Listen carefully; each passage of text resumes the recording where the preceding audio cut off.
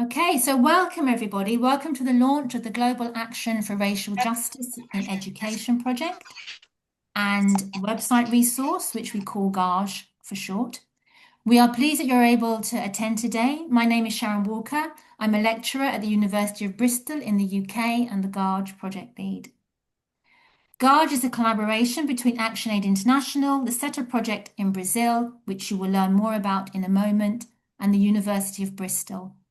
We share a passion and a vision for race and racism to be acknowledged as aggravating factors for individuals and communities in education systems, and for this to be explicitly recognised, named and addressed in international policy frameworks in ways that support national and grassroots educational activities.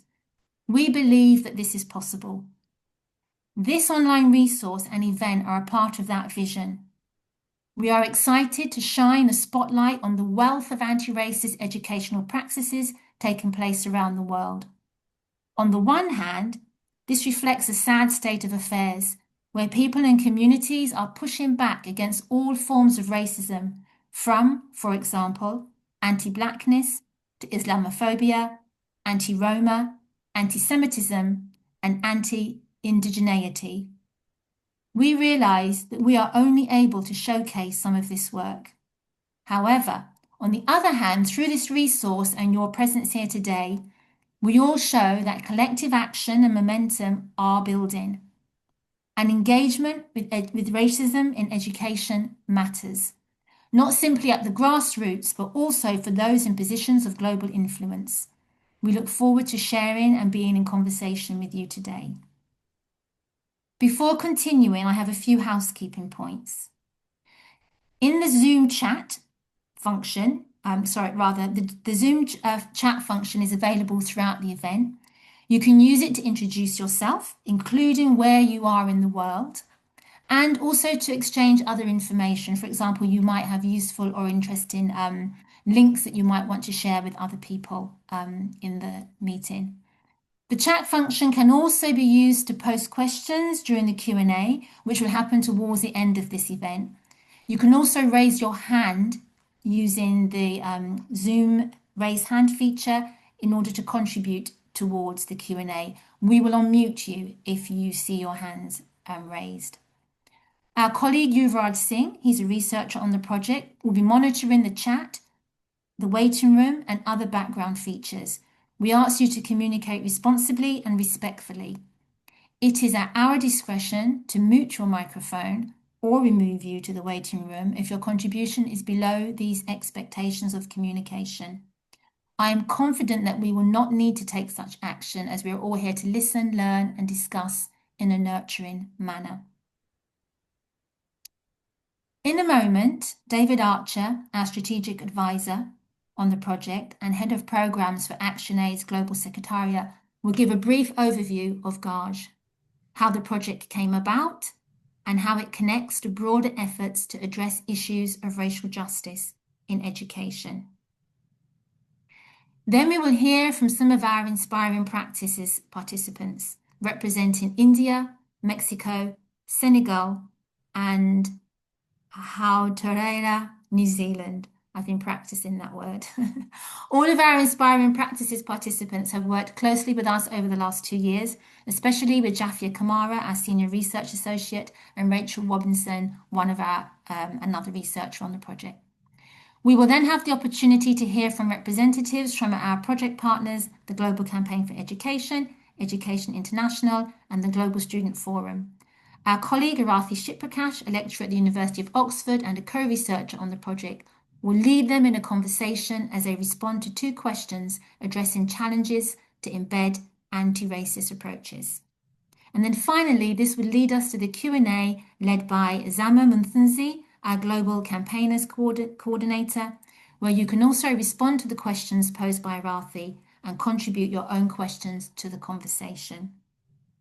I will now hand over to my colleague, David. Thank you very much. I think there is a bit of a challenge with the Spanish translation, which might be appearing on the English channel. But anyway, perhaps we can try to sort that out. Thanks very much. I'm going to say a few words just about the origins of this work, which really lie in this incredibly ambitious program that's called SETA in Brazil, which is really about transforming the public education system in Brazil to be anti-racist. That's a program that's been running since 2022 and which continues right the way to 2030.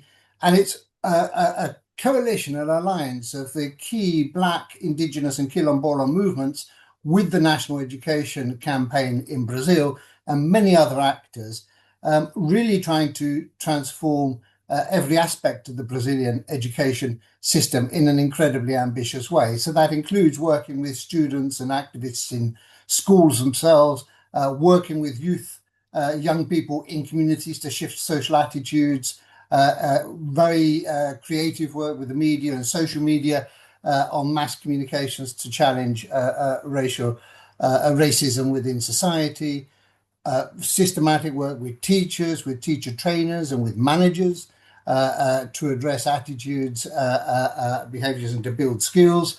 Work with policymakers at every single level in Brazil, because this is a federal country, so federal level, state level, and municipal level, to try to build anti-racist education policy and practice, and working with Black, Indigenous, and Quilombola researchers, people involved in monitoring and evaluation and generating of learning about what's working in practice.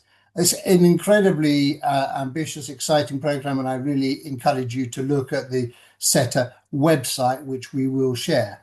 Now, one key element of that SETA program was to try to build promote a dialogue between the deep work that is being done in Brazil and practitioners, initiatives, and activists working on anti-racist education elsewhere in the world. And so what we're showing today is one of the sort of, in a sense, critical outcomes of that work, which is an alliance with key education movements. We want to build a sort of anti-racist public education movement working with existing education movements. So working with the Global Campaign for Education that's been running since 1999, which has got a network of national education coalitions in over 100 countries, working with Education International, the teacher union federation with 33 million teacher union members worldwide, and working with the Global Student Forum, which connects student unions around the world. And all of those alliances with the view to better mapping and connecting practitioners, activists, teachers, students, organizations working on anti-racist education and working towards racial justice in education. We have both ambitions to strengthen that movement, but critically to change global policy, because one of the most shocking things is just the profound silence on racism and racial justice within global education policy forums. If you look at the Sustainable Development Goal on education, it is profoundly silenced when it comes to racial justice issues. And we've been systematically putting pressure on everyone from UNESCO and the Global Education Monitoring Report, the Global Partnership for Education, other global policy spaces to try to get racial justice issues onto the agenda, and certainly with the view that by 2030, when we come to looking at what comes after the SDGs, the Sustainable Development Goals, that we end up with something which really systematically addresses anti-racism within education. A really big part of what we're trying to do is, I suppose, work with every other actor that we can sort of map and identify to build a sort of collective narrative, to share learning, to document inspiring practices of anti-racist education in different parts of the world. And so some of the experiences that will be shared here today will be as a result of that sort of mapping. And we just want to sort of be very clear that we're absolutely open to more contributions. If you know of any other organizations, activists, actors who are involved in creative work on anti-racist education anywhere in the world, we want to really connect them. And this website that is being launched today becomes one of the a really powerful means to help us to achieve that. So thank you very much. Thanks for joining, and I'll hand you back over to Sharon. Many thanks, David. I'm just going to very quickly share with you the website. Many of you would have already seen this and had a chance to look at this. Are you all able to see that? If someone can nod, has that worked correctly? Perfect. Okay. So this is just to just thinking about what David has said, I'm just going to point you to two, three main areas of the website. So in our initiatives button here, we spent about 3 years, almost 4 years, kind of mapping as much as we could around the world, trying our very best, either by website searches, word of mouth, as much as we could, to try and locate and find organizations, whether they be in school or formal, informal education, working on anti-racist education. I think in total at the moment we have about 160 organizations that are mapped, which you can find by using the pins on the map, and they're all over the world. If you see a pin in pink like this one here, that tells you that those are initiatives that we've had the chance to do more work with. There are inspiring practices. So you can either click on the pins or go to our inspiring practice section where you can see the pins quite readily. At the moment, we've posted 10 of those conversations, those narratives from those groups that we've worked with, those organizations we've worked with. We currently have 30 in total. And as David said, we will be looking to add to that, but I will speak more about that at the end. If you just click on a pin, for example, this one here is anti-racism movement, and then it will then take you to a page that gives you more about them. We've also made downloadable files, so just in case people want to use these resources in their teaching or for their research. Another section I just want to take you to quickly is our resources section. We are gathering in here many of the working papers, policy papers that we are developing as a part of this kind of advocacy, building on this wonderful network of activities that we see around the world, helping us, not just us, but with your voice almost echoing with us as well, really bringing attention to the significance of race and racism in education, and hence why the need for it to be explicitly identified and understood within global frameworks. Okay, I'm just going to stop sharing then. I'm now going to hand over to my colleague Rachel Robinson. Robinson is not Robinson. Rachel is going to Robinson will sound good as well, but Rachel is going to lead us in conversations with some of our inspiring practices contributors. Over to you, Rachel. Thank you, Sharon. So before we hand over to our first inspiring practice speaker, let me briefly introduce the inspiring practices which anchor today's conversation. This is a collection of inspiring practices, and they were developed through interviews and case study research across different social, cultural, and political contexts. They show us how anti-racist education is understood and brought to life in the real world. Together, these practices help shape a shared understanding of what contextually responsive global frameworks for anti-racist education can look like. We hope this becomes a useful resource for researchers, activists, and organizations worldwide who want to understand how education can challenge racism globally. Now let's turn to our speakers. So they are from Coopera, Mexico, Kozidep, Senegal, Muscan, India, the Polynesian Panthers, and the Walk Walk from Aotearoa, New Zealand, and they will help bring some of the insights to life. So our first organization who will be presenting to you is Muscan.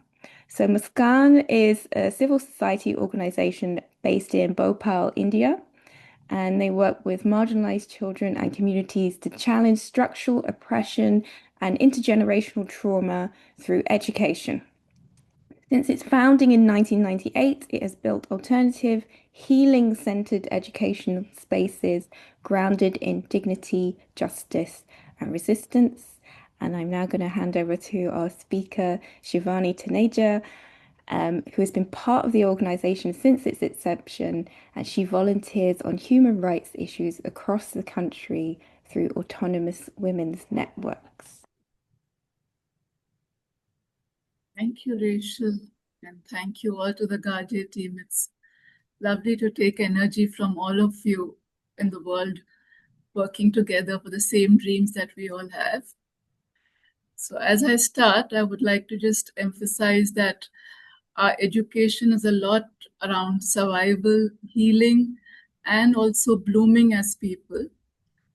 I'm going to just get the song, ask Arati to have the song on, and then I'll explain it to you. It's a very short song. It's in Hindi, but I'll give you the gist.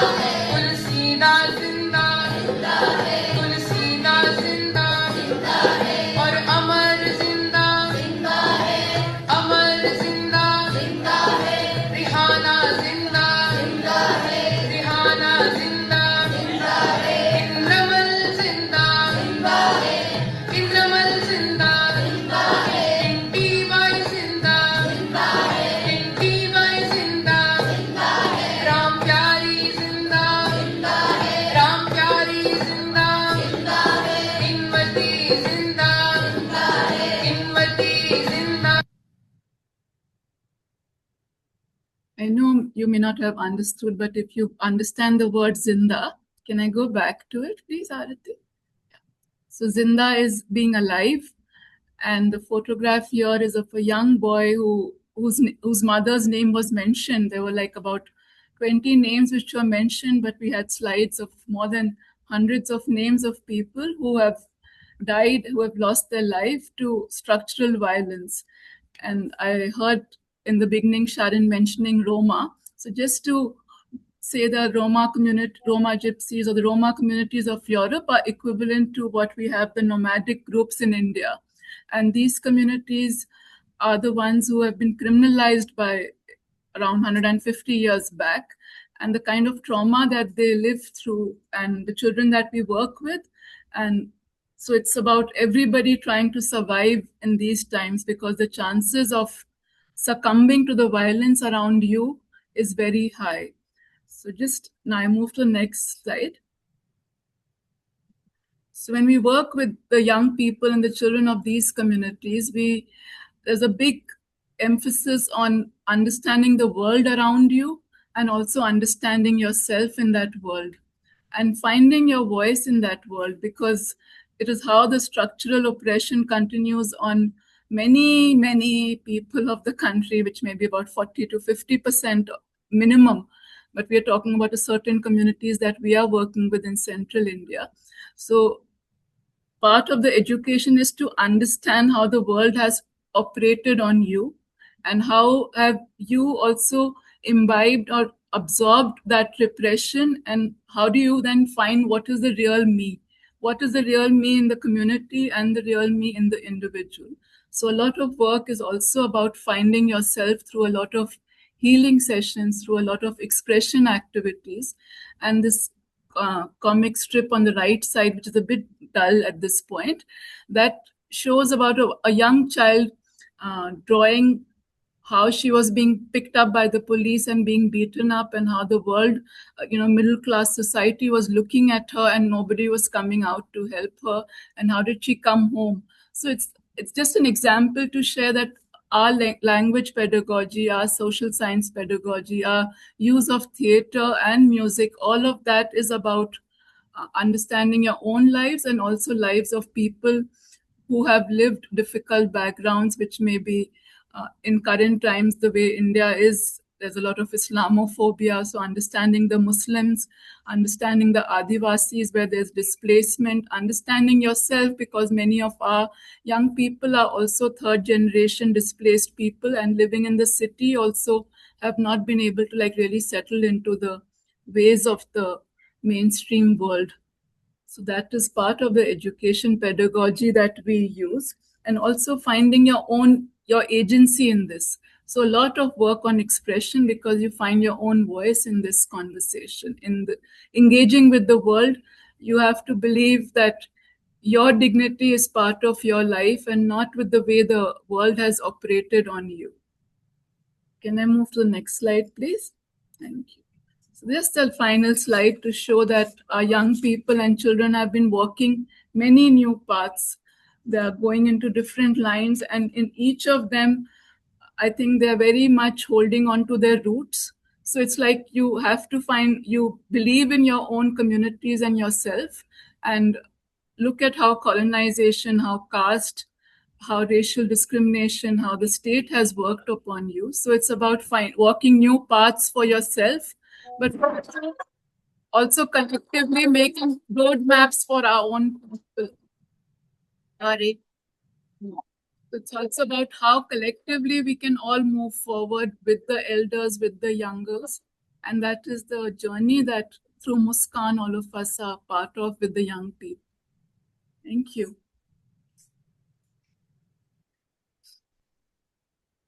Many thanks, Shivani. That's lovely. Thank you very much. We're now going to move across to COSIDEP. Now, COSIDEP presenters are going to be speaking. Oh, actually, no, I beg your pardon. It's Copero next. I beg your pardon. So you don't need to know that information now. So we're going to go to Mexico to an organization, a Copero, which the translation, if it was to translate back out, will be something like a collective for the elimination of racism in Mexico. And Copero works with children and young people in regions in central Mexico. Copero works with schools, began by listening to students' lives, family histories, languages, and the realities shaping everyday experience. From classroom workshops to whole school conferences, the project explored racism through an intersectional lens, grounded in lived experience rather than abstract theory. At the heart of the work is a belief that schools can be places not only of harm, but also of care, imagination, and hope, even in times marked by violence, denial, and fear. I will now hand over to Gisela and to Fabiola, who will speak to you more about the work of Copero.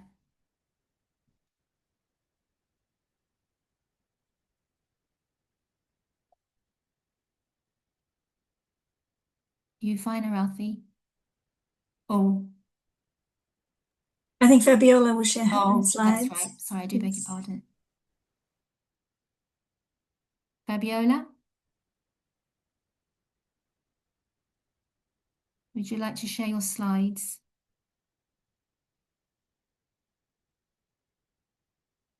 I'm not sure if she's still in the room. Maybe her connection has dropped. I think so, Sharon. I think her connection Her has. connection has dropped. Yeah. Okay, that's no problem. What I would do, I will move on for the moment to COSIDEP.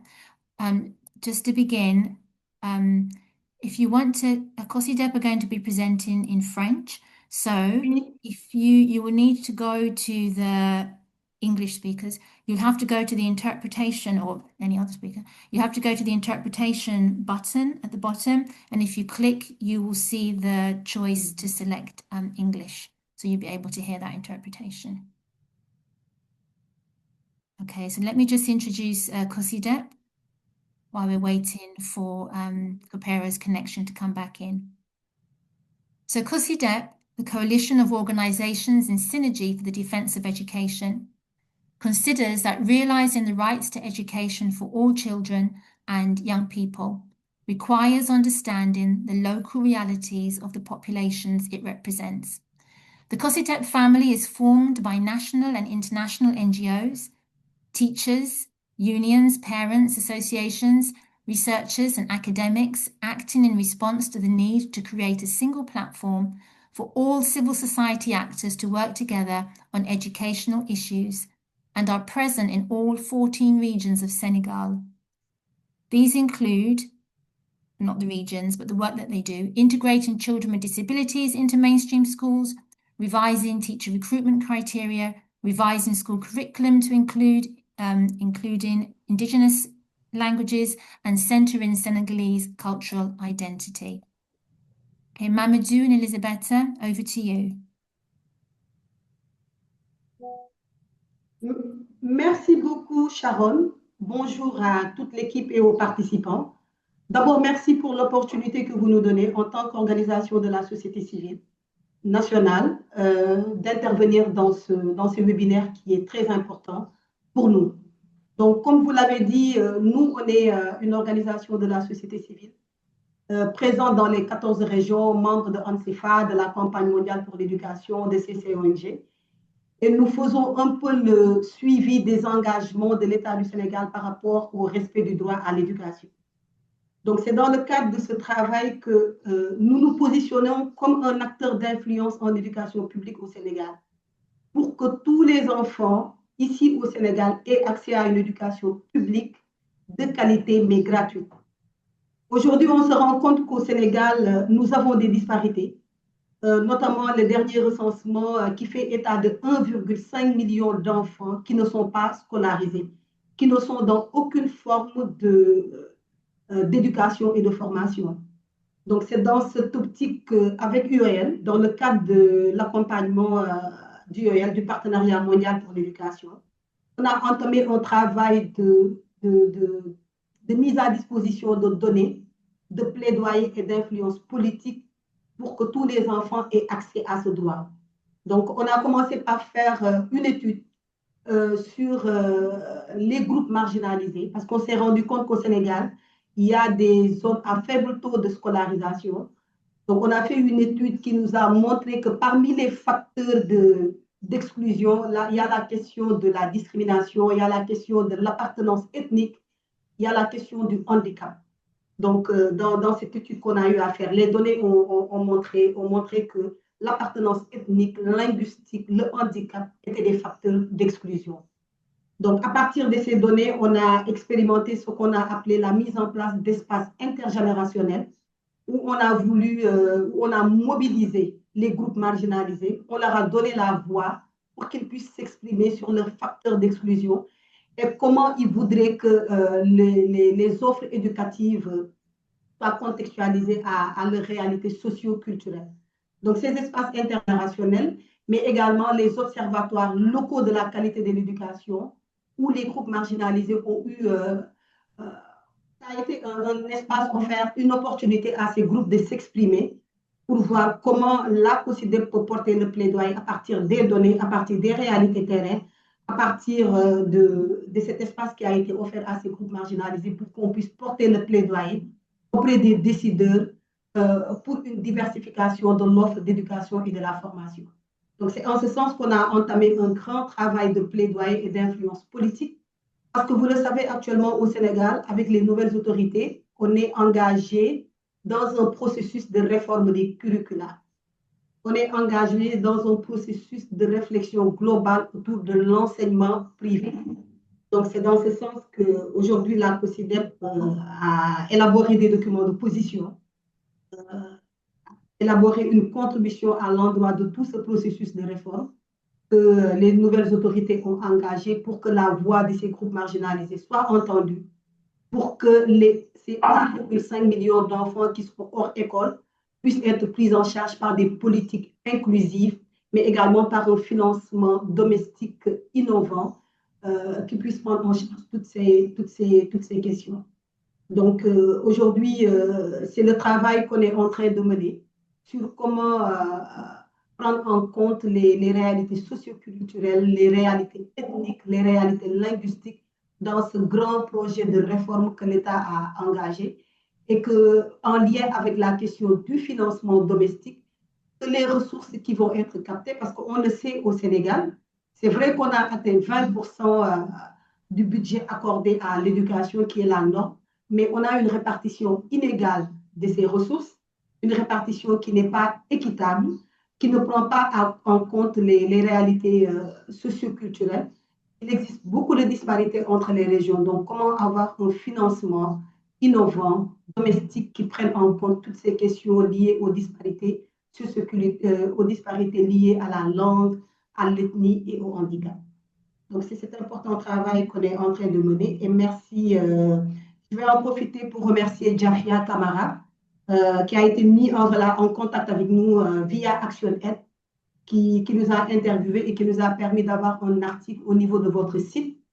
Et voilà, merci pour cette opportunité. On va engager toute la société civile sénégalaise dans ce combat pour l'équité et pour la justice, pour que tous les enfants aient accès à une éducation de qualité gratuite et inclusive. Merci beaucoup. Thank you very much, Kozidep. Thank you, Mamadou. I wonder whether Copero, Gisela, Fabiola, are you back online? Hi. You are? That's lovely. Fantastic. If I just hand over to you so you can, I've already introduced you or introduced Copero, and so therefore you can introduce yourself and your slideshow. Thank you. I'm going to start doing the presentation. I had some issues. And so this is the anti-racist, anti-oppressive strategies in Chile and Mexico. I think I have opened the translation thing and it's listening now. I think so, Fabiola. I think people should be able, the English speakers can hear you and anyone. How can I take this off? If you share your slides, then people will access the language that they want. Yeah, I already did it. Thank you. Okay. You might need to reshare. That's brilliant. Fantastic. Thank you. Thank you. So I'm part of the Collective for the Elimination of Racism, Coopera, and we have been working for 15 years addressing racism and anti-racism in Mexico. And this is part of the work that I'm doing as a member of Capera with another of my colleagues, Dr. Gisela Carlos Fregoso. And specifically, it has to do with my postdoctorate research that it's called Ancestral Futures. So this project explores racism through an intersectional lens, grounded in hand-on experience with students and teachers in Mexican public schools in Tepoztlán and Zapopan, that are regions that are like 2 hours nearby big cities. And the target of this project is children aged from 8 to 9 and adolescents aged from 18 to 19. So we worked in each age group to compare the project's impact at these different levels of development, because we were very interested in doing that. And also we connected with teachers to see how we could support their anti-racist, anti-oppressive work. And that was one of the main results of the project, no? The lacking of support into addressing in a deeper way these issues. And also understanding that public schools are places not only that reproduce oppression in many ways, but also that they can provide care and hope for all the community there. So the focus areas of these projects are to work with the emotions, to work with intersectionality in terms of gender, racism, and sexual diversity, and also to put on anti-oppressive strategies. So the project is composed by 4 exercises. The first one has to do with active listening and emotional engagement with oppression and intersectionality. So what you can see here in the drawing is like an exercise that we did with children, so they could show their emotions. How do they feel, and how do they feel each emotion in their bodies? And that's the way we start to address then how oppressions work in their bodies. The second exercise that we do is to use ancestral trees, places of origin, and native languages to question patterns of oppression. And here in the drawing, for example, you can see like a girl that it's called Daniela. She's from Yautepec, that it's a place nearby municipio de Morelos, in Mexico. And so she does her tree and she puts her father and her mother, and so she can state the language of origin that they speak. I mean, here it's Spanish and signed language, no? And then from this discussion is very interesting, because between students they can know like what do they speak, what do their parents speak, their grandparents and their great-grandparents. And also we can establish the connection between, in this case, Tepoztlán and Zapopan, on how do they link with their ancestral trees and how they correlate with that, and what information do they have regarding that. So the third exercise is recognizing their family history, honoring their roots, and envisioning their future. And in this way, we do this dream tree which they put themselves in a picture in the center of the tree. The roots and their ancestors and the knowledge, the ancestral knowledge is in the roots. And then we do this exercise of their ability to envision and their ability to dream. And one thing that it's interesting about this thing is that, for example, some of their dreams, and like in many, and for many kids, had to do with military professions. So we had to do this thing about, no, we have to dream in something that can also be nurturing to the world and to Mother Earth. So they had like to do a resignificance about their dreams, but that's like a very interesting result that we are still thinking on, no? And the fourth exercise has to do with the reconnection with Mother Earth as an anti-racist and anti-oppressive exercise that confronts epistemic racism. So in this thing, in these pictures, you can see us like we are here in the school with kids from 8 to 9, and they're putting their dream tree, they're bending their dream tree, and we're asking permission, Mother Earth, to put like the trees over there, their dream trees into the earth, and then we're planting a fruit tree in the school, asking permission, and as it was done like in the past. So this is very powerful and very symbolic for the kids and for the young people to do this exercise. So the reflections on anti-racist education with children and youth, I would say that in Coopera, we address two key dimensions in working with oppression. One has to do with the structural dimension that are the rules governing the system. The second one has to do with the emotional dimension that has to do on how these dynamics affect each one of us. And also I would add, and based on my experience working on anti-racist communication for the last 15 years, that another dimension is important to be added while working in these things, that it's a dimension that I call the transcendent dimension that has to do with connecting with something greater than ourselves. In this case, ancestors, roots, and Mother Earth to support anti-racist and anti-oppressive work. I'm going to finish with this testimony of one of the students that were interviewed, and he's Alan, he's 18 years old. And at the end of experiencing the 4 exercise with them, we did this round circle, and he says, I greatly value this space where these topics can be discussed without mockery and with trust. We can talk about where our ancestors come from, how they spoke, and working with the land. And this is very interesting because working with the land is a reflection that he is doing about racism, about what we don't share in schools anymore because of the mockery. So by doing the tree exercise and by doing the emotional work and by doing the family tree history and reflecting on that, the talk about oppressions, about racism, and the interaction and the intersectionality with gender and with sexual diversity went into a deeper way. So, and we are now in the second phase of the project that has to do with a campaign, a social campaign, to share the agreements that students are doing over there. Thank you very much.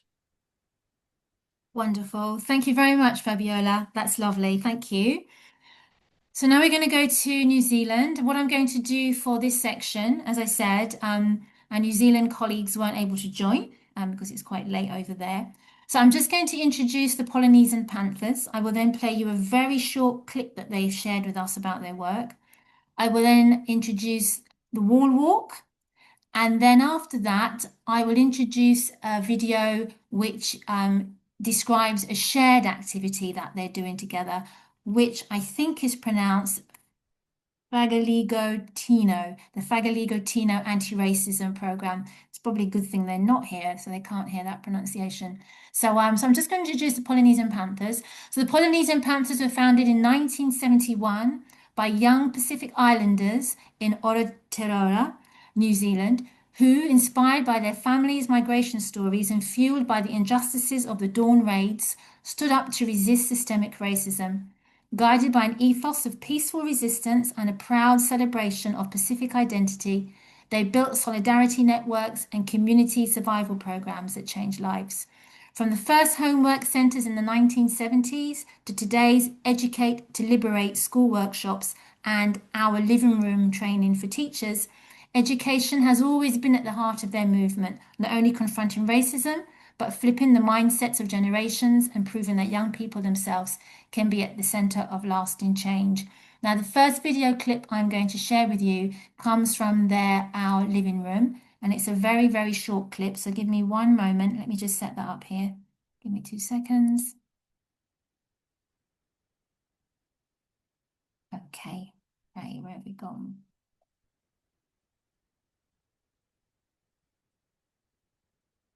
Oh, my share button has disappeared. How is that possible? Oh, there it is. I can see it.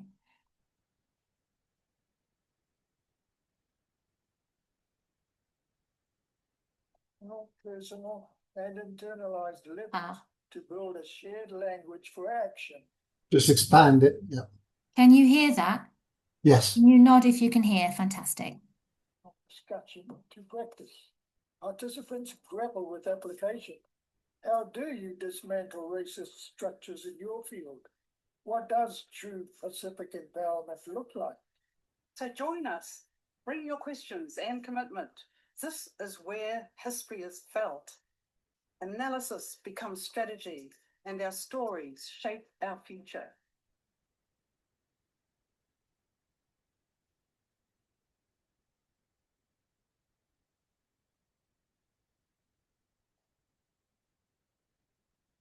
So the wall walk.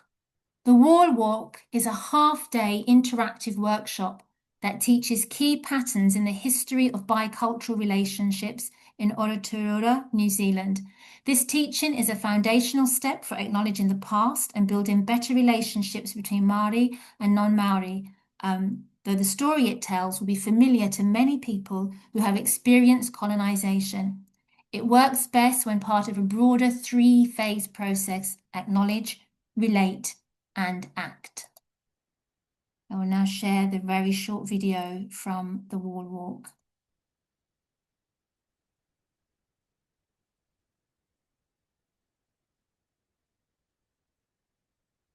One another.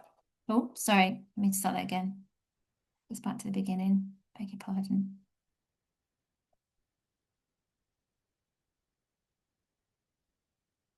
The wall walk describes the past 180 years of Aotearoa New Zealand history from a Māori perspective. It reveals the power structures and policies that give rise to institutionalised racism and explains how Māori internalise that racism.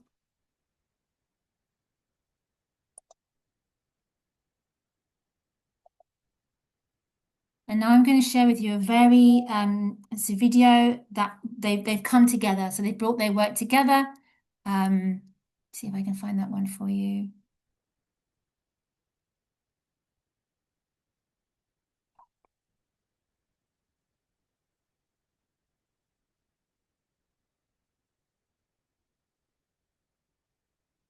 This is Whakaronga Tino PLD, not a lecture, but a shared space, a partnership between Tangata Moana and Tangata Whenua, where we talanoa. We explore our social sciences curriculum through the Te Ole Wā ethic. It's about nurturing the space between us. We use these resources to walk through history, from blackbirding to the dawn raids, not as distant facts, but as living experiences. Before we even meet, participants engage. They might spend a few hours with provided resources or work in small groups to prepare a short presentation. This pre-work is the first step in building a learning community. We bring this program to your school hall for 60 people, teachers, board, members, and students learning side by side. We handle the wānanga. You provide the space and a helping hand with the day.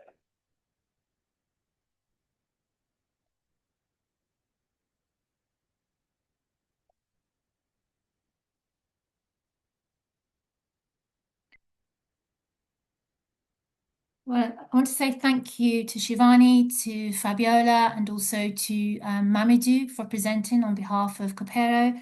Kozitep and Muskan. And also thank you to our New Zealand colleagues who weren't able to join us today. We hope that you've enjoyed this opportunity to learn from these examples of inspiring practices from around the world. If you want to learn more about other practices in Lebanon, India, the UK, the US, Brazil, for example, please visit our website. As we mentioned earlier, we will be publishing more stories in the near future of organizations that we have already engaged with.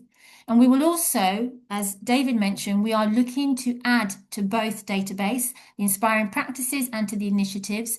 We will be in touch with you. So everybody who's registered for this event will receive a communication asking for further examples that they may wish to share. We will give you a format for doing that. In addition, we are also working with our SETA colleagues in Brazil to publish and circulate a bi-monthly newsletter. We will also share messages through there as well. And so, so do keep an eye out for that. We will be in touch shortly if you either want to add your own organization or you know of others that you think it would be good to bring into this larger picture of anti-racist educational practice. Right, I'm now going to hand over to Arathi, and Arathi is going to lead the conversation with our project partners. The questions that she's going to use in this conversation will also then lead in or follow through into our question and answer session. Oops, is it just open? Thanks, Right. Sharon. While you're setting up the slide, I'll just introduce what we're doing here. So given that this project is trying to learn from international initiatives and build a global movement for anti-racist education, we wanted to understand from you all, those who are here, as well as our project partners, what our next steps should be as we go into this next phase of the research. And one of the questions that I'd like to invite everybody here to respond to comes from our observation in doing this work to date, that there has been a lack of recognition or not enough recognition given to both racism and the racial justice work that is going on across the world. And so, in fact, part of the driving impetus of putting together our website, of showcasing these inspiring practices, is in fact to communicate that we are not alone, that there are many inspiring things that people are doing across the world, and actually our power is as a collective working together. So the question I have for everybody here, and please do put your responses in the chat, we'll go through the chat after to collect up your ideas. What sorts of knowledge or action would create better recognition of your racial justice work in education? So if you've joined us from an organization or an activist group who's working on anti-racist education, what sort of knowledge and action would help you in your work? Because that's what we see our role as GARJE trying to facilitate, trying to lift up. And whilst you're having a think about that and perhaps putting your reflections in the chat, it'd be wonderful for me to introduce to you three of our project partners. So we have Jennifer Moses, Jakub Blasius, and Grant Kasawin-Jete from Educational International, the Global Student Forum, and the Global Campaign for Education, respectively. They are going to help reflect with us on the first question, which is another thing that we've noticed in doing this work is that so many racial justice organizations that we are talking to in this space have faced political backlash in their context of work. And so this is about understanding both the challenges and limitations, and in fact, the risks of doing anti-racist organizing and anti-racist work. So the question that I want to open out for everybody, but invite particularly Jennifer, Jakub, and Grant to reflect on, what is the role of transnational solidarity in this context of political backlash, political risk? So if I can invite our friends, Jennifer, Jakub, and Grant, to feel free to unmute. And if I can see you at the top, I'll be able to, I can see Jakub, I can see Jennifer, and I can see Grant. So please feel free to unmute and start us off on this discussion.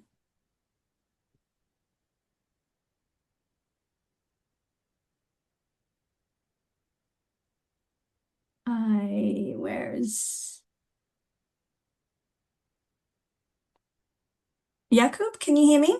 Sure, I can start. I Please. think thank you so much for this introduction, and thank you so much to everyone who really put in a lot of work in this. It's really incredible to see it now come through. I think it's something that's been talked about for a long time. So to actually see it there, I'm just very excited, and thank you so much to the presenters earlier. Very inspiring to hear. So the role of a transnational solidarity in this context, like fundamentally, we're all in this together, and we all need to work together on solving this. I think from a student perspective, in the Global Student Forum, we have member organizations in 137 countries and territories. And a lot of times when they reach out to us in the global team about this specific topic, they say, where do we start? How do we even have the conversation? What has worked for others? How do we avoid the pitfalls? Because there are many areas in this conversation that is very difficult. So just starting the conversation and knowing what can work, especially if you are a local student organization and you recognize a need, you see there's a problem, there's something that's missing. But when you go to your institution and they say, well, what do you want? What kind of answer can you give them? And I think here it makes it a lot easier to say, okay, these are the things that has worked in other places. And for me, it also it further emphasizes the fact that there are actually things that are working in this context, because so many times I still hear people say, well, we've had this conversation for a long time, and like it's something we mention, but like, yeah, and we kind of expect it to solve itself. But it doesn't. You actually need to do something about it. So showcasing proof of concepts, best practices, and that it is possible. Like that is what global or transnational solidarity means in this context. Thank you so much, Jakub. I might pick up on some of the themes as we go along, but to give an opportunity to Grant, perhaps if you can come in. Yes, thank you so much, and great to hear really a very important topic that I think, hasn't been addressed, quite a lot. Coming from where I come from, I understand what racism really means. So I'll try to really dive deep into this conversation, and if you can allow me, I'll try to address those two questions because it's very difficult to separate them. So we are deeply inspired by the experiences being shared here. These concrete examples remind us that we are not speaking in abstract terms. We are speaking about lived realities, about resistance, and about transformative practices already taking place in classrooms and communities across the world, as we have heard. Across regions, teachers, students, and activists and organizations are working tirelessly to confront racism and racial inequalities. Yet racism continues to undermine human dignity, life opportunities, well-being, and even safety. It takes different forms in different contexts, from the structural exclusions of Black people to discrimination against indigenous people, or cateism, Islamophobia, and violence against Roma communities, as we have already indicated. In recent years, this situation has intensified, shaped by global context in which far-right and authoritarian forces have gained strength to levels not seen since the period following the Second World War. Schools are not immune, as we have seen. Learners and teachers are increasingly exposed to hate speech and discrimination, including in digital spaces. In some contexts, we are witnessing a broader backlash. Censorship of racial and ethnic studies, the rollback of diversity and inclusion structures, discriminatory governance practices, and persistent forms of epistemic injustice that marginalized Black scholars and communities. These trends pose serious risk, and not only to education systems, but to democracy itself. Racism manifests across education systems in multiple ways. In access to quality education, in curricula, in representation, and in knowledge production itself. Yet, education has a decisive role to play. It can challenge structural racism, debunk stereotypes, and promote respect of diversity and build inclusive and just societies. But this requires us to be explicit, intentional, and transformative. Anti-racism in education cannot be separated from confronting colonial legacies. A decolonial perspective invites us to question powers, challenge dominant narratives, and dismantle hierarchies of knowledge, and recenter historic marginalized groups. And critically, this means listening to social movements across regions, to Africa communities and to diaspora, to Black intellectual traditions, particularly Black feminist thought, which illuminates how systems of oppression intersect and how they can be transformed. This complexity cannot be an excuse for inaction. It must be the basis for more robust and informed response. Yet anti-racist education remains largely absent from international policy debates. This is a critical gap. We must recognize racial equity in education as a fundamental outcome in itself, alongside systemic commitments to racial justice. We encourage the movement to connect and strengthen existing initiatives, especially those led by grassroots educators and communities, as we have already heard. By elevating these experiences, we can build stronger global solidarity, and we must ensure racial equity becomes an explicit priority in the post-2030 education agenda. This is something that the global campaign can champion. The fight against racism in education is ultimately a fight for justice. At the Global Campaign for Education, we are fully committed to contribute to this effort. Thank you so much. Thank you so much, Grant. And now if I could invite Jennifer to offer her reflections. Thank you very much. Can I just check that you can hear me first? Absolutely, yes, thanks, Jennifer. Brilliant. I very much endorse everything the other two contributors have said, particularly Grant. I represent a teachers' union in the UK, the NASUWT, but here I'm honoured to be speaking on behalf of Education International, that represents over 33 million teachers and educators, and who are active in over 180 countries and territories. So we should be in this space, and it's really important. And we talked about transactional solidarity, that we recognise and acknowledge the work of the trade union movement in its global place. But just as a start, we need to be clear what we're talking about when we're talking about anti-racism. It is not passive. And it's not enough to be not racist. Often we hear people say, I am not racist. Anti-racism does require that conscious and sustained action to dismantle inequality wherever it is, whether it is institutional structures, workplace practices, or classroom interaction. So we really need to be sure what we're talking about, what it means to be truly anti-racist. And as a teachers' organisation, there are a number of things that we have been doing, not only within Education International, but also within my union, the NASWT, is around the intersectional nature of racism. And I know we've already touched about that earlier on, but it's really important to recognise we cannot be anti-racist if we're not intersectional when we're talking about racism and when we're talking about anti-racist education. We, within the TUC in the United Kingdom, there was a specific piece of work that was established in 2024. There was a report called And Then It Clicked, which looked at the intersecting nature of racism and sexism. And it was a survey of Black and globally minoritized women who talked about their experiences of sexism, but in the context of racism. And it's something that's not often talked about, misogynoir.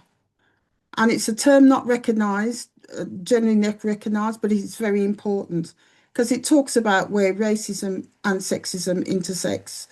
And some of these women talked about their experiences of being ignored, of being subjectified, and the fact that the racialized aspect of their sexual harassment had not been acknowledged in the workplace, and also how it affects young Black and minoritized young girls in education as well. And we know through our work with Education International that some of the challenges that we face, the rolling back of racism, we've already mentioned how many education policies do not address anti-racism effectively, or there is a piecemeal approach to it. And I think when we're talking about that intersectionality, I also wanted to address issues not just on racism, but also on homophobia and on transphobia. Shortly, we will be marking on May the 17th, Ida Hobbit, the International Day Against Homophobia, Biphobia and Transphobia, a day where we reflect on the importance of a global movement to protecting the rights of LGBTI people around the world. The theme for this year is a reminder about democracy in a democratic society and the fact that that must be grounded in freedom and justice for all. So it's important when we're talking about anti-racism that we have to address racialized homophobia, racialized biphobia, racialized transphobia. So our work must be truly intersectional. Incidentally, there is an Education International webinar taking place tomorrow for marking Ida Hobbit, so have a look out for that. And I'll end there. If there is another opportunity to talk a little bit more about the work of Education International, I'll be happy to do so. But again, thank you very much for this opportunity. Thank you so much, Jennifer. I think those three contributions are really wonderful from you, and perhaps there'll be a chance for you to jump back in as we open up the conversation to everyone else. We have a wonderful group here gathered, and it would be lovely to hear from those who are in the audience who have been listening along. I can see in the chat there are a couple of questions and there's a hands up. What I'll do now is I'll hand over to Zama. If in the meantime, if you're not going to be asking questions specifically, please do remember to put in the chat ideas for taking this work forward. We want to hear from you. We want our next phase of advocacy to really speak to the priorities and work that you're doing on anti-racist education. So please do feed that into the chat, and I'll hand over to Zama now to lead the Q&A. Thank you very much, Arathi. Just thank you to everyone who has contributed so far. It's great to be learning. I think for us, what's more important is we build a project and think about a global framework for anti-racist education, as well as to learn from everyone from different contexts, and we know how racism doesn't function in the same way or in a monolithic way everywhere we are from around the world. So I wanted us to open and have chats about what is happening where you are, what are the questions around racism and anti-racism in education where you are. Please give us a hand. We've traveled around the world, but of course, just a few of us. We haven't been everywhere. And we're happy that you've joined us here today to give us some insights as well that will contribute to our work and also help us to kind of build this movement, but also build a framework that when we go to these international, bodies for education, we have a much more vast contribution that sounds and that isn't inclusive, because we can't say we're fighting an inclusion and then we are exclusive ourselves. So I'm seeing hands, I'm taking hands. If you don't want to come on, you can come on. If you can't, you can type in the chat. You can send a question, you can send a comment.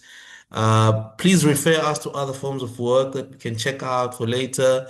For now, as people think and write on the chat, I'll probably take the first two hands that I'm seeing, which is Marcella Alecon, and then after Marcella, I see Lily X as well. So, Marcella, can you unmute yourself? Speak to us. Thank you.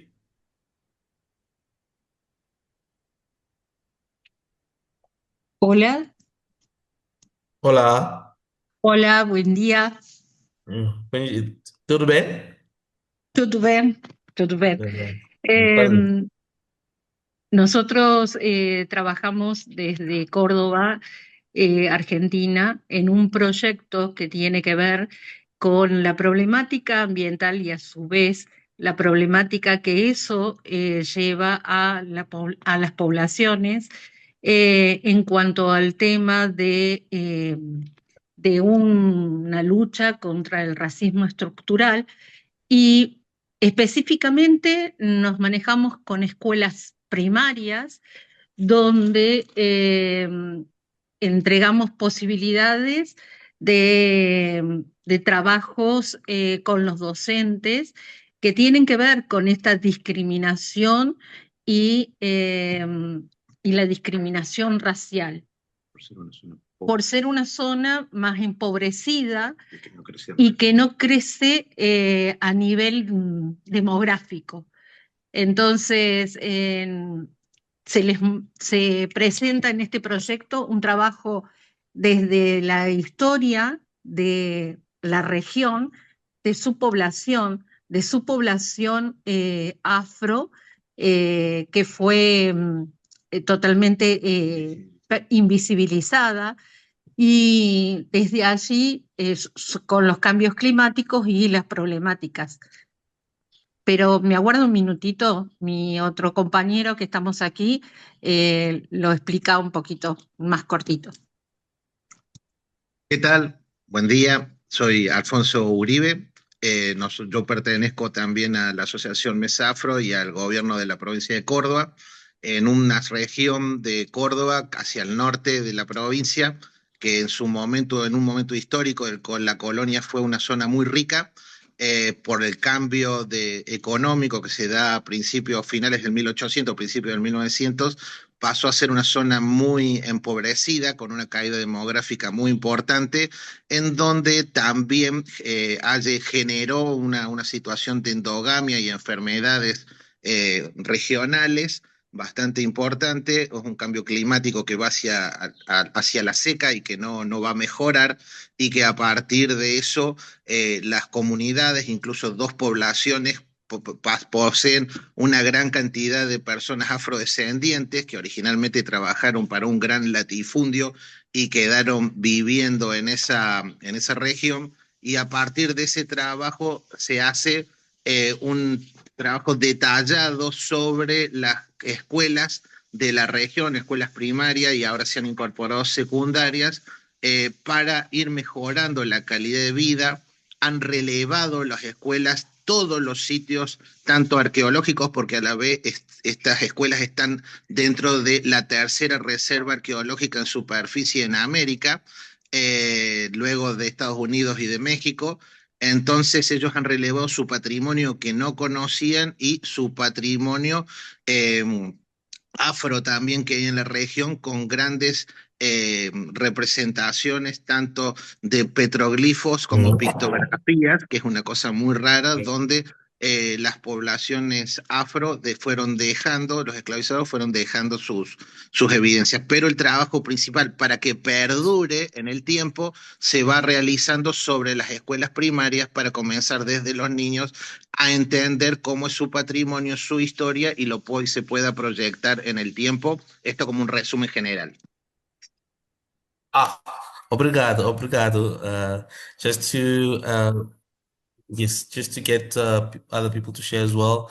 Lily, can you come in quickly? Just 2 minutes. We're trying to make sure that Yes. we get a lot of contributions as we can. Yes.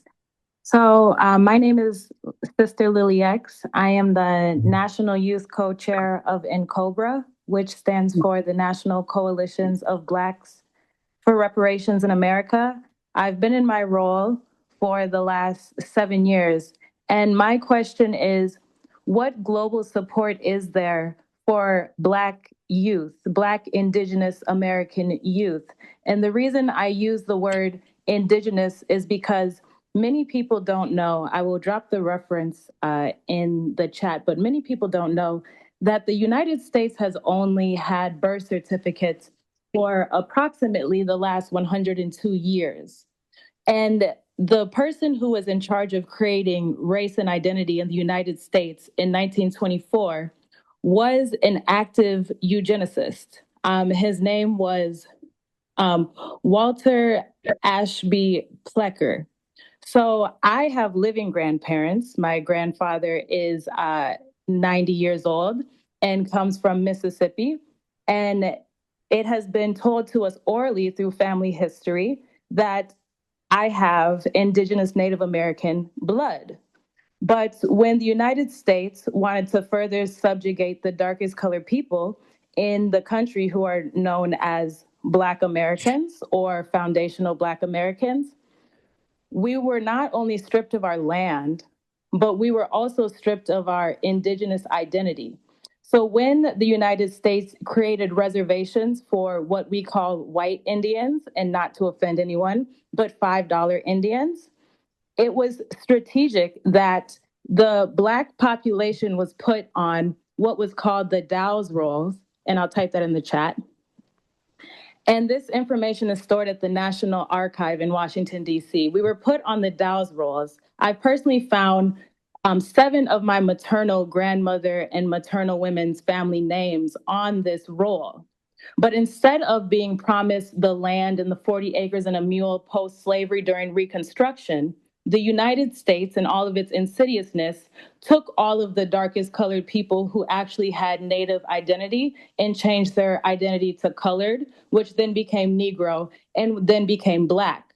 So many youth are acting out now in confusion of having no route to trace their true identity. I believe I related mostly with... Excuse me, Lily? Oh, yes. Yeah, can you just wrap up quickly? We're Okay, just yes. running out of time. Yes. So I think I identified most closely with the woman who spoke about the racial subjugation of those in India, because that's been happening for 150 years. And for us, it's been happening for almost 400 years. So what support is there for Black American youth who are not 100% from Africa, but also not 100% detached from the American land, to help them regain their identity so that they are not now having to act out in ways based off media perceptions of how Black youth are supposed to act. And because our school systems, as you know, have been attacked. So someone else said the public school system is not safe.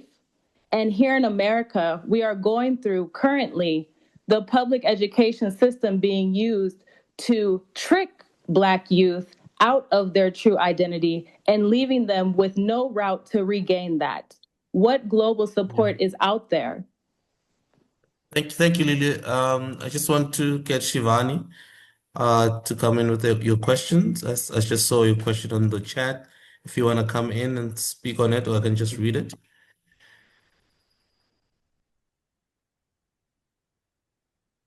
Can you share the questions, Amma? Yes. I think you shared a question on the chat. I have it, Zama. It's Please. should we have more conversations on this? So influencing donors that racial discrimination is the problem rather than functional literacy and numeracy and that's not what we need to be focusing on. So just perhaps, Shivani, an invitation to elaborate more about your comment there about what gets decided as a problem at policy level. Yeah, to the questions that you had posed, so as much as it is about profiling our work, I think it's about profiling that the problem exists. And in that sense, if you see the situation in India, I don't have figures, but my estimates of looking at what's happening on the ground, I think 95% of funding which goes into the education in the civil society sector is around improving foundational literacy and numeracy. So it's just the first 2-3 years which they feel as if there's this perception that that's the problem. But I think if you understand the identity of the children and understand what their lives are giving to them and what the world is giving to them, and start working on those things rather than because I think it's very simple for children to learn alphabets. It's not rocket science, but it's just the entire environment and how we look at the child. And if we understand that the world is operating very differently on a child who comes from such marginalized, there's so much of oppression and discrimination in the country. And if we start looking at them as equal human beings, the entire dialogue on education may change. And that's what I was trying to say, that the problem needs to be seen differently. The problem is not with the people, it's with our approach on looking at people. Yes. No, thank you very much for that intervention. I think just to, in spite of time, and I mean, there's never enough time for such important conversations. Just to give a sense of last comments from us, from the team, in terms of how do we think we can move forward on the project. Do we think that it's quite important for us to continue building on this? Maybe just to go to Sharon or Arathi to give a sense of the next steps coming from the team. Thank you, Zama. I think actually we're 20 past. We might have time maybe for one more contribution, and then I will give a wrap up. Would that be fine? I don't know whether there's one more question in the chat that you want to address, or I think Darren had put something. Darren Afako, if you're still there. Yeah, there's Darren. Yeah, I am. Hi, Do you folks. want to speak to your question? Yeah, sure. Just really quickly, one of the realities we face in Chibuktuk and in Mi'kma'ki on the east coast of Canada is to give a kind of contrived version of it. There's a Black community that's been here for hundreds of years that was essentially part of the Underground Railroad from slavery. And then there's a very emerging, very rich and very vibrant African diasporic community that's arriving and has arrived over the last 30 or 40 years. And structurally, the new community falls under newcomer immigration settlement. And from a legacy perspective, the traditional or the African Nova Scotian community exists within the framing of Canadian colonial racism, which has been, deeply kind of submerged into Canadian society. And so as we try to bring awareness of racism, anti-Black racism in Nova Scotia, we run into this very strange issue of being the wrong color of Black sometimes, or the wrong type of Black. And it's deeply disempowering for activists, but it also comes from a place of, deep complexity. And also, so as an activist, you're trying to reckon with the reality of this, why this exists, but at the same time try to form bridges between different parts of the Black community, recognizing that there are aspects of Blackness that bind us together as activists, as educators, as learners, but then there are realities to how we are different as people. And this, again, bangs up against, or the kind of crux of this point is that it bangs up against this kind of colonial notion of racism, or race as a technology of oppression. So by creating a Black person, we create this bucket that all folks of African diasporic nature kind of fall into. And that is an easy bucket to kind of interact with from a colonial perspective, and it disempowers us as activists within the Black community. And so we've been trying to build connections, understandings, facilitations, workshops over the last couple of years to bring the communities together. And then we run up and we bump really quickly, we bump up against like structural issues, i.e. the newcomer Black community or the African diasporic community has access to substantial funding and programming from the immigration and newcomer and settlement world. And the traditional or African Nova Scotian community is stuck in this place where they're seen as, essentially a marginalized Black community that looks like the kind of stereotypical, or at least is given that kind of perception in the media as a stereotypical Black community. Sorry, my words are kind of failing me this morning, but part of what I'm trying to understand, and part of what many of us are trying to understand, is how to close the gaps without flattening this concept of pluralities within race, while also forming some kind of sense of cohesion, solidarity amongst everybody. And that's become a real challenge for us. And we've tried to initiate a couple of workshops over the last couple of years. They're semi-successful at times, but for your group, I think that's a concern and a question for me, is how do we entertain pluralities, intersectionality within this concept of Blackness without losing the cohesion and solidarity that allows us to look at places like the US and see, massive histories of, standing against racial oppression, so on and so forth. Thanks. Thank you, Darren. That was really great to hear that. I think that's a really, I mean, all those contributions have been really good, or not good, but I mean, interesting and give us really good things to think about as we kind of go away.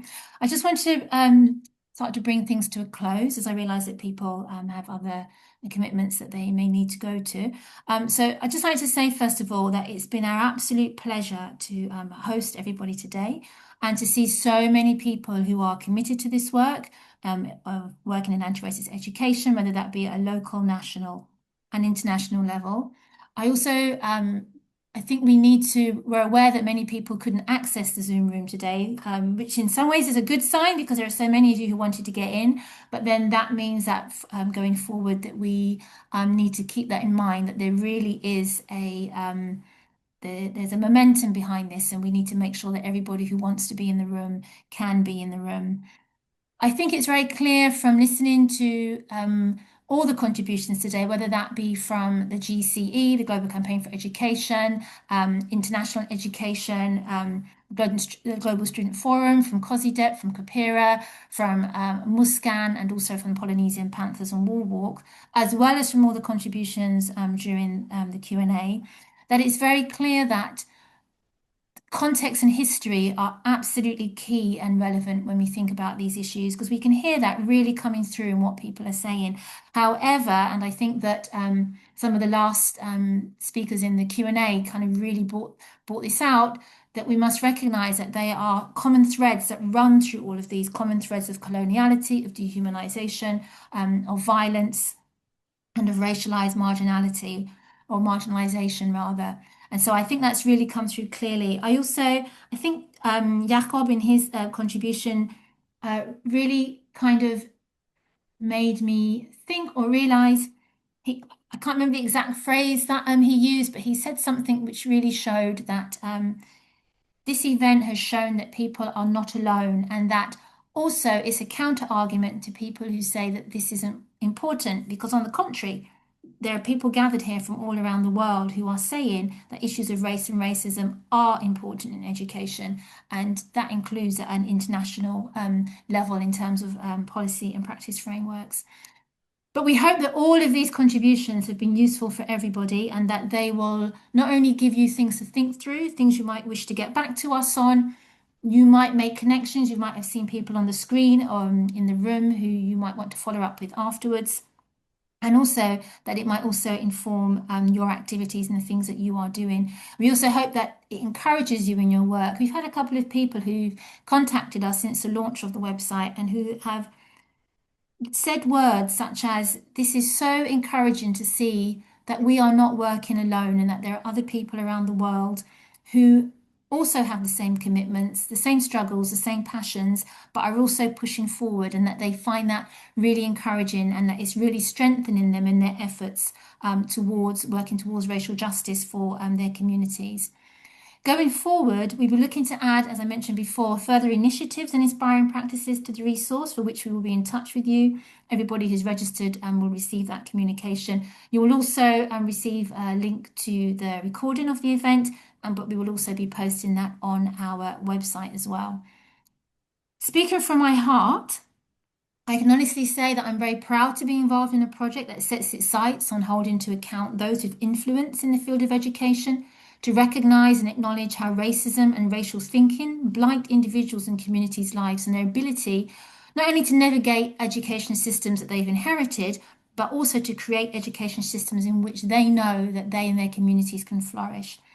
My colleagues and I also feel proud when we see the large number of organisations committed to supporting their communities to succeed despite these issues of structural racism in education.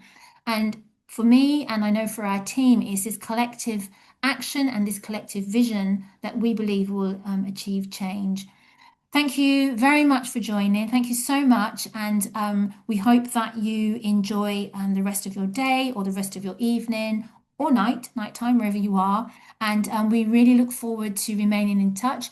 If you know of colleagues who weren't able to come into the Zoom room, then as I say, Please pass on our apologies. We are with them in spirit. We know that they were with us in spirit, and we'll be sure to make sure that they do get a recording and that we will do this again soon and they will be able to get in the room the next time. Many thanks, everybody. Thank you very much.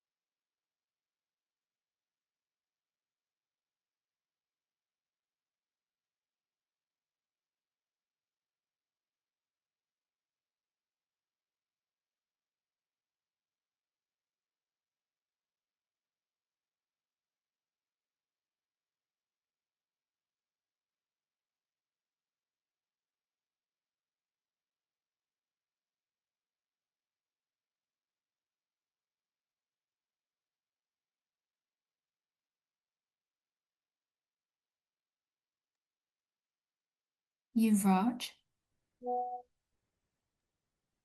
could you stop the recording? Yes, yes. Thank you.